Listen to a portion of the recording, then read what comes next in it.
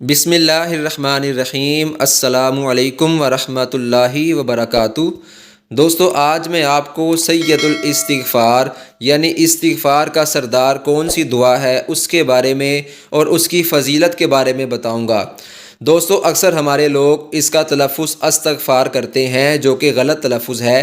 یہ عربی زبان کا لفظ ہے اور اس کو استغفار پڑھنا ہے، اس کا یہ درست تلفظ ہے۔ اس کا معنی ہوتا ہے اللہ تعالیٰ سے مغفرت طلب کرنا، اللہ تعالیٰ سے بخشش مانگنا۔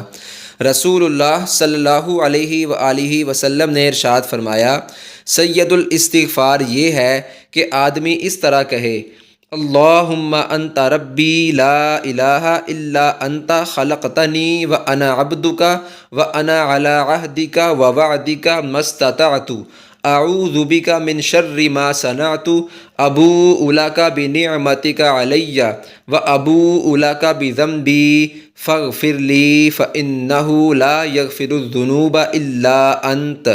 اس کا ترجمہ ہے، اے اللہ، آپ میرے رب ہیں، آپ کے سوا کوئی معبود نہیں، آپ نے مجھے پیدا کیا اور میں آپ کا بندہ ہوں، اور میں اپنی استطاعت کے بقدر آپ سے کیے ہوئے عہد اور وعدے پر قائم ہوں۔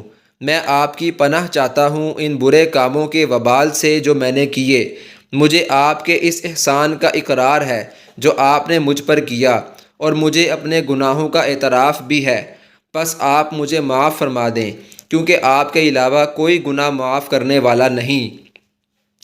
رسول اللہ صلی اللہ علیہ وآلہ وسلم نے فرمایا، جو شخص یہ کلمات صبح کو صدق دل سے پڑھے، جو عربی میں نے ابھی آپ کو اوپر سنائے، جو شخص یہ کلمات صبح کو صدق دل سے پڑھے پھر اسی دن شام سے پہلے مر جائے تو وہ شخص جنتی ہوگا، اور جو شخص یہ کلمات رات کو صدق دل سے پڑھے اور صبح سے پہلے مر جائے وہ بھی جنتی ہوگا۔